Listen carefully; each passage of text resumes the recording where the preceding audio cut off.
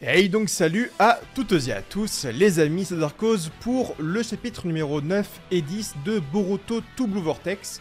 Grande absence sur la chaîne Darkos qui est expliquée par le fait que SFR ne peut absolument pas bouger son cul. J'ai tweeté dessus, j'ai fait une story Insta qui parlait de ce sujet-là.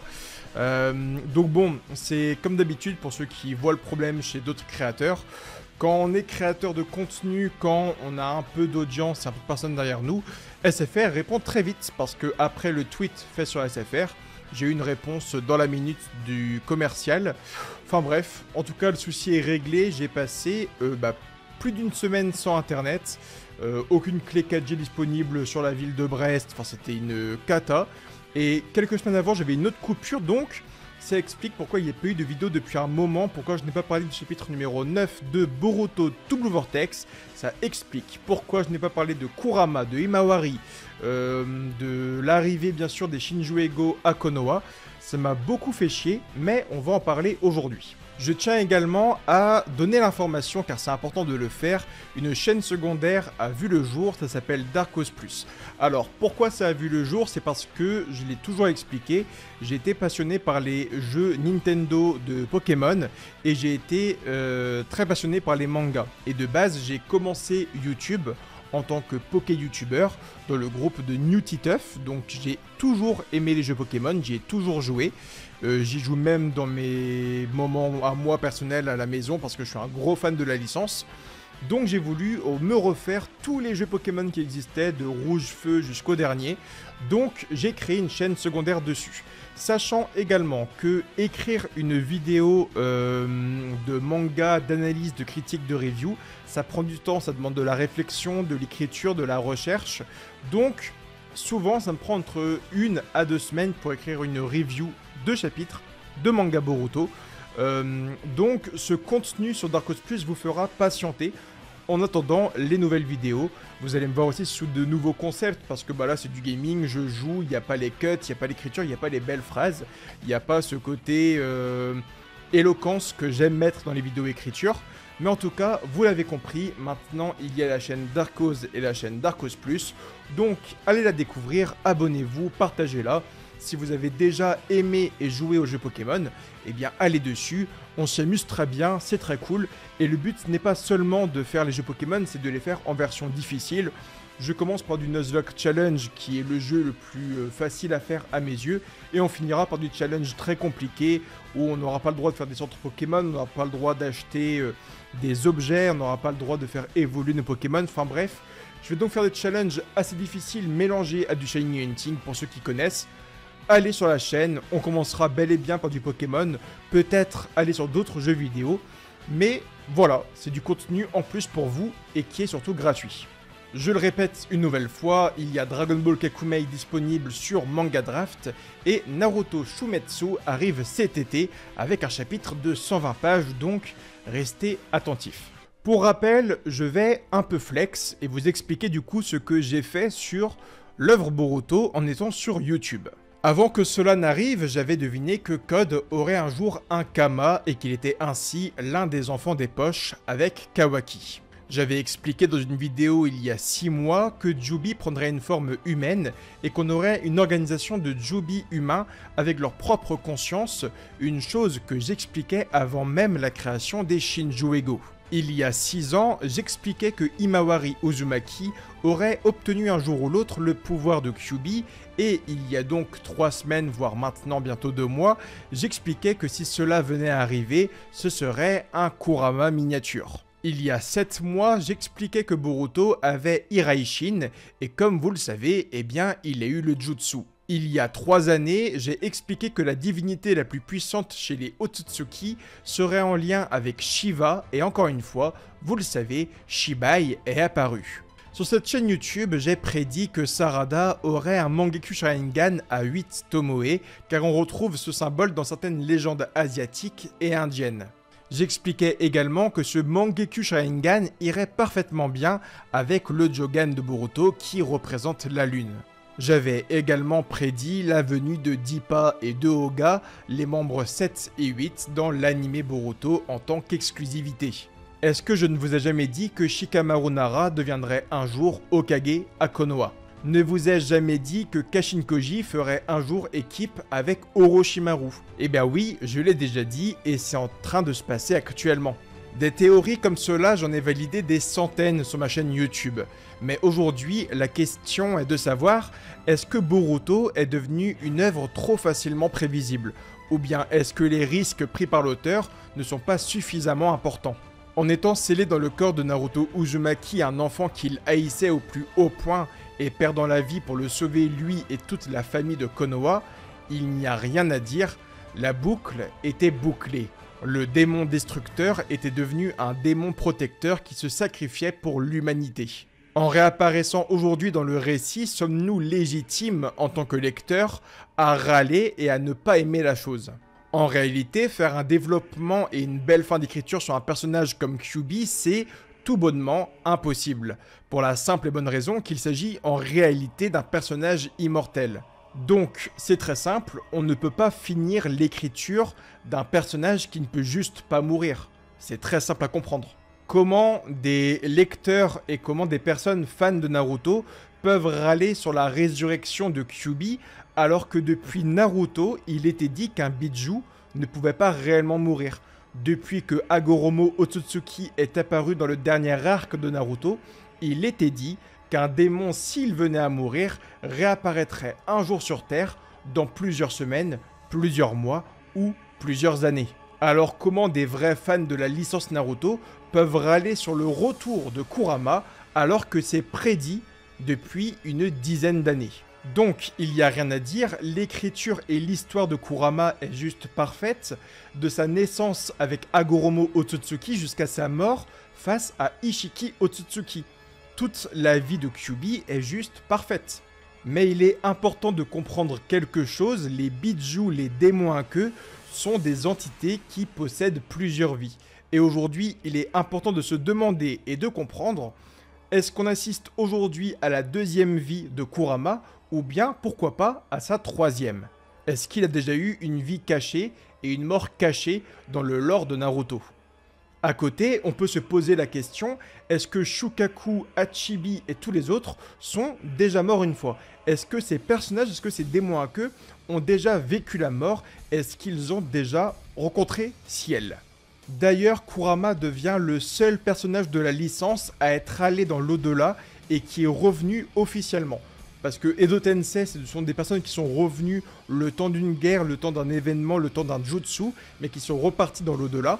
Là, pour la première fois, on a une personne physique qui pourrait nous expliquer dans Naruto c'est quoi l'au-delà et c'est comment au royaume des morts. C'est con, mais c'est vrai. Lorsque Kyuubi meurt devant Naruto Uzumaki, c'est une réussite, et sa résurrection avec Himawari ne gâche pas le travail fait lors de l'écriture de l'arc Ishiki. Car en réalité, nous assistons aujourd'hui à la seconde vie du démon renard à 9 queues. La première lui a fait rencontrer Hagoromo, Ashura, Madara, Mito, Kushina et Naruto Uzumaki. Mais aujourd'hui, le démon réapparaît avec une nouvelle vie, une seconde existence et surtout un nouvel hôte. Il serait donc bien idiot de comparer le Kurama que nous avons connu avec celui qui nous fait face aujourd'hui. Alors, même s'il porte le même nom, même s'il possède la même apparence, la même histoire, les mêmes souvenirs, eh bien, il faut comprendre qu'aujourd'hui, on a un nouveau Kyuubi devant nous, une nouvelle vie, un nouveau personnage, une nouvelle écriture qui est possible. Néanmoins, la résurrection aussi rapide d'un démon à queue après sa mort offre à nos protagonistes une puissance de frappe destructrice, car en réalité, tous les 3 ans, le pouvoir du Baryon Mode est de retour. Et maintenant que nous avons bel et bien la confirmation que Himawari est la nouvelle Jinchuriki de Kurama, eh bien on peut également parler de ces nouvelles capacités qui seront très différentes de celles de Naruto Uzumaki. Je ne sais pas si vous vous souvenez de la vidéo que j'ai faite sur Boruto Uzumaki et ses nouveaux jutsu. Là, c'est un peu une version 2. On va comparer les techniques qu'avait Naruto avec Kyuubi et les techniques que possède Himawari avec Kyuubi. Pour commencer, le démon apparaît en réalité aux côtés de la jeune fille, là où chez le jeune homme, les barreaux d'un Fuinjutsu les séparaient. Et c'est justement ce qu'explique Kurama à la jeune adolescente, comme quoi l'osmose avec un humain n'a jamais été aussi puissante et grande. encore plus fort et puissant qu'avec Naruto Uzumaki. Pour la simple et bonne raison que pour la première fois de son existence, Kurama apparaît dans un humain sans aucune condition. La simple présence de Kyuubi aux côtés d'elle officialise donc le fait que le démon à queue n'est pas retenu par un sceau. Kyuubi peut donc offrir son plein pouvoir et ce dès le début de leur collaboration. Nous ne verrons donc pas logiquement Himawari au travers des modes que Naruto a connus. Donc j'entends par là le mode à une queue, 3 queues ou 4 queues. Car cette fois-ci, Kyuubi a toutes les raisons de lui offrir son plein pouvoir. Comme je le disais plus tôt, il peut donc offrir si besoin le pouvoir d'un Baryon Mode à la jeune femme si sa vie est vraiment en jeu. Chose qui entraînera bien évidemment une nouvelle mort chez Kyuubi et de ce que l'on peut comprendre une résurrection dans 3 à 4 ans. Et Kishimoto doit vraiment faire attention à ça parce que en faisant revenir Kyuubi et Kurama dans le monde ninja aussi rapidement, eh bien ça veut dire qu'il fait également revenir la possibilité du Baryon Mode, donc c'est très dangereux. C'est une technique extrêmement cheatée qui peut tuer des Otsutsuki surpuissants, et il fait revenir la technique vraiment comme il veut, quand il veut, et c'est qu'une facilité d'écriture juste déconcertante. Donc c'est le gros souci du retour de Kurama. Secondement, il est important de comprendre que ce n'est pas parce que Kyuubi peut offrir son pouvoir sans restriction que la jeune femme parviendra à en avoir la maîtrise et surtout le contrôle. Et justement, lorsque Himawari hurle à Kyuubi de l'aider et de lui venir en aide, c'est ce que le démon à 9 queues lui explique. En gros, je ne peux pas venir te sauver comme ça à l'extérieur, c'est à toi de vouloir te battre, c'est à toi de vouloir aller de l'avant. Là, je pourrais t'aider, là, je pourrais te passer mon chakra et te faire plus puissante que jamais, mais par contre, si toi tu as peur, si toi tu veux juste pas te battre, je peux pas tout faire non plus. Naruto, qui possédait l'intégralité du pouvoir du démon, a mis un long moment avant d'en avoir la maîtrise à 100%, tellement que la puissance était grande et dure à maîtriser. On pourrait donc retrouver une Himawari très puissante, mais également une jeune femme qui se coince dans le sol à chaque impact, comme le faisait son paternel. Au niveau des capacités, il est encore une fois important de comprendre à quel point le duo Kura-Hima sera différent du Kura-Naru. Pour commencer, la fin du chapitre numéro 10 nous montre l'utilisation de la crinière hirsute du lion, jutsu utilisé par exemple par Jiraiya et Momoshiki. Il s'agit pourtant d'un jutsu que Naruto n'a jamais pu utiliser et aujourd'hui, Himawari utilise le chakra d'une manière différente que celle de Naruto. C'est pour cela que je vous explique que comparer l'ancien et le nouveau Kurama est complètement idiot, car l'autre est différent et la vie n'est pas du tout la même. Mélangé au taijutsu des Hyuga et aux capacités qu'offre le Byakugan, nous avons sûrement l'une des meilleures polyvalences pour une combattante. Là où Kyuubi s'adaptait au combat avec Naruto Uzumaki en boostant les techniques frontales bourrines, eh bien en réalité, Himawari est une combattante en taijutsu et surtout une combattante de précision.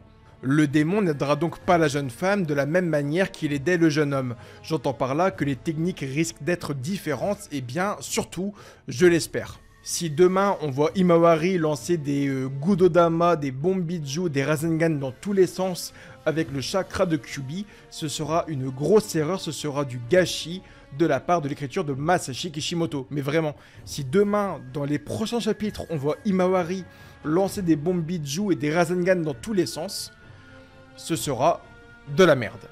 Je tiens à être très très franc.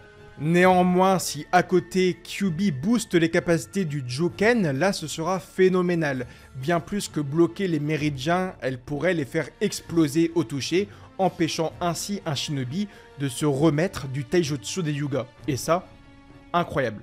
Pour finir, il est important de rappeler que chaque démon sont liés les uns aux autres, donc Himawari Uzumaki devrait avoir accès très rapidement au conseil des Biju. Donc je ne ferme pas du tout la porte à Himawari Uzumaki qui est la Jinchuriki de Kyuubi. On savait que ça pouvait arriver, on savait que Kyuubi allait revenir à la vie, tout ça, ça n'a pas du tout été caché. C'est pas un truc mindfuck, c'est pas une écriture sortie du cul de Kishimoto, c'est dit depuis des années que ça allait arriver. Maintenant, je pense qu'il y avait mieux à faire avec Himawari en effet, par contre, c'est loin d'être dramatique. Pour la simple et bonne raison que le duo Kurama-Himawari sera logiquement très différent de celui de Naruto parce que Le héros blondinet n'avait pas le Byakugan, il n'avait pas le taijutsu des Hyuga, il n'avait pas tous ces dons que possède Himawari. Donc, le style de combat sera très différent. Des nouvelles techniques, une nouvelle compréhension, une nouvelle osmose, des nouveaux dialogues. Vraiment, trop cool.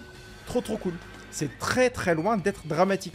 Kishimoto doit faire attention au chemin qu'il va emprunter à partir du chapitre numéro 11. Il s'agit d'un nouveau Kyuubi et il faut absolument éviter la création d'un Naruto 2.0. Himawari possède, comme je le disais, un style de combat différent et des atouts que Naruto Uzumaki ne possédait pas à l'époque, même en étant Hokage, pour être d'accord. Ce serait donc intéressant de voir une mutation du Byakugan grâce au chakra de Kyuubi, qui est pour rappel quand même une partie de Jubi, donc de l'énergie Otsutsuki. Alors, est-ce que ce sera le Tensagan? Je sais pas, mais en tout cas, la possibilité de mutation du Dojutsu est carrément possible. On va pas se mentir, hein. Pour finir, je suis très légèrement déçu de la réponse qu'a donnée Masashi Kishimoto par contre à la résurrection de Kyuubi. Pourquoi il est apparu dans le corps de Himawari? Pourquoi il est apparu ici, maintenant? La réponse, par contre, que donne Kishimoto sort du cul de Kishimoto. En fait, la réponse, même si encore une fois, je le dis, on savait que Kyuubi reviendrait à la vie, on savait que ce retour allait arriver à un moment ou à un autre, et puisqu'il allait venir et revenir à la vie, on savait qu'il partirait vers Boruto ou Himawari. On ne le voyait pas aller dans Shikamaru ou bien Versailles, par exemple. Donc, c'était très fortement possible, c'était facilement devinable. Par contre, la réponse que donne Kishimoto, c'est « Mais pourquoi tu apparais dans mon corps maintenant? Pourquoi tu es devenu mon démon que sans raison ?» Et que Kyuubi répond « Bah, je sais pas, c'est comme ça, c'est peut-être le destin. » Bah non. Faut expliquer un truc par rapport à l'au-delà, par rapport au ciel qu'il a rencontré, par rapport à ce royaume des morts. Enfin, c'est con, mais tout ce truc mythique que Kurama a installé en mode « Bon, je m'en vais rejoindre ciel », c'était ultra intéressant. Mais aller jusqu'au bout de l'idée, le truc de « Pourquoi t'es dans mon corps aujourd'hui ?» Bah, je sais pas, c'est peut-être le destin. Peut-être parce que t'es la fille de Naruto, peut-être parce que bah, c'était comme ça, donc bon, bah, faut pas se poser de questions, il faut y aller, quoi. Ouais. Mais en fait, faire revenir un personnage comme Kurama à la vie, c'est un risque, c'est un danger, et il faut le faire. Mais par contre, sors-nous quelque chose de convenable. Sors-nous une belle explication, sors-nous un truc qui est crédible. Le fait que Kurama nous donne comme réponse, bah, je sais pas, c'est peut-être le destin, c'est peut-être comme ça, et bon, de toute façon, faut pas trop y réfléchir, hein, faut aller de l'avant. Hein. Bah ouais, bah, ça passe pas. Personnellement, la réponse me convient pas. Je m'attendais pas à mieux, bizarrement, mais voilà, c'est ma déception du chapitre. La réponse donnée par Kishimoto, c'est le scénariste du manga, il faut faire attention à l'écriture. C'est pas fou, c'est ma petite déception quand même. Il s'agit en fait d'une facilité d'écriture vraiment dommage, là où les lecteurs attendaient de prendre Kishimoto au tournant. Par contre, chose très sympa, c'est que Kyuubi est décédé au chapitre numéro 55, et Daimon l'a ressenti au chapitre 77, sauf qu'il se passe seulement quelques mois entre les deux chapitres, ce qui voudrait donc dire que la première interaction a mis 3 ans à avoir lieu, mais seulement quelques mois pour que Kyuubi ait sa présence dans la jeune femme. Donc pareil, ne vous dites pas que Kyuubi est revenu à la vie au bout de 3 ans, c'est faux, Daimon l'a senti au bout de quelques mois, donc la résurrection d'un démon peut être extrêmement rapide. Donc ça pareil, certains vont aimer, certains ne vont pas aimer, moi je suis pour le coup très mitigé. Comment un démon a pu renaître aussi vite et de quelle manière? J'ai vraiment envie de savoir tout cela. En attendant, le chapitre 55 de Boruto Naruto Next Generations prend tout son sens, car le titre du chapitre c'était l'héritage. Il ne parlait pas seulement de celui de Ishiki envers Code, mais bel et bien celui de l'héritage de Naruto vers Himawari Uzumaki.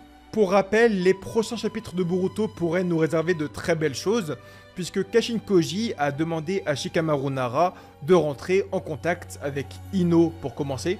On a également découvert que Boruto Uzumaki et Koji étaient dans le repère de Orochimaru, donc pourquoi pas avoir l'arrivée de Orochimaru pour protéger Konoha? Il n'y a rien qui est vraiment infaisable.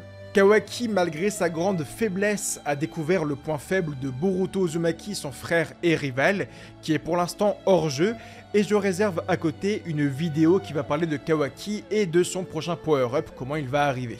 Et pour finir, nous venons sûrement d'assister à la mort de Inojin, et j'espère sincèrement qu'il n'y aura pas un retour du personnage. L'univers de Two Blue Vortex demande aujourd'hui à être un univers beaucoup plus sombre, et c'est ce qu'attendent réellement les lecteurs aussi. Donc, trouver une solution à un soin ou une résurrection serait pour moi une énorme déception car, à quelques petits détails près, Inojin vient de recevoir une blessure de la même gravité que celle de Neji Hyuga. Donc, j'ai envie de te dire, si on n'a pas pu sauver Neji à l'époque, on doit laisser Inojin mourir également. En faisant cela, pour une fois, une attaque sur Konoha serait marquante par ses morts et ses enjeux. Boruto, qui était alors hors jeu jusqu'à aujourd'hui, reviendrait pour découvrir le corps de l'un de ses amis, un poids supplémentaire sur des yeux bleus qui le déposséderont de tout. Donc j'ai vraiment envie pour le coup que Inojin reste mort parce que, on va pas se mentir, à côté de Kawaki, de Boruto, de Himawari, des Shinjuego, des Otsutsuki, il n'y a plus vraiment d'importance, je pense, pour du Shosho, du Inojin, du Shikadai. On sait qu'ils vont pas devenir ultra puissants comme des démons que du jour au lendemain, même si ils ont la stratégie, la compréhension, le travail d'équipe, comme je viens de le dire. Même s'ils ont tout ça, ils vont pas non plus renverser des baraques demain et péter la gueule de Shibai. Donc, ce serait intéressant de faire mourir les amis de Boruto. Ce serait cool. C'est ce que fait Jujutsu Kaisen, c'est ce que fait SNK, c'est ce que fait tellement de mangas actuellement, ne plus s'attacher aux personnages et les faire mourir. Alors j'espère que Inojin restera mort, j'espère tout simplement qu'on ne fait pas face à un clone d'encre également, parce que pour l'instant, cette sensation est juste très forte. De voir Inojin mourir, c'est, pour le coup on va pas se mentir, la meilleure chose du chapitre. On va être très clair. Option spéciale à Himawari qui pleure d'ailleurs la mort de Inojin et Shikadai et Shosho qui semblent très peu émotifs. C'est pour ça que je vous parle d'un clone d'encre parce que je trouve que la réaction de Shikadai et Shosho qui connaissent Inojin depuis tout petit ont vraiment une réaction de merde. Ils ne pleurent pas, ils ne crient pas, ils sont juste en mode « Ah, merde, ah putain, fait chier hein, ah là là, il est mort ». Ça pourrait également offrir un développement à Ino Yamanaka qui aurait perdu son père, mais également son fils. Donc la fille va tout perdre autour d'elle et c'est juste ultra intéressant pour la stratège et la chef de communication des réseaux de Konoha.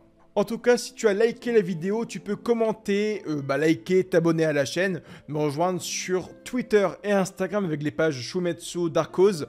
Donc voilà, va lire Dragon Ball Kakumei, du lourd arrive et surtout une vidéo sur Kawaki et son prochain power-up. Je vous dis à très bientôt pour de nouvelles vidéos et Datebaso.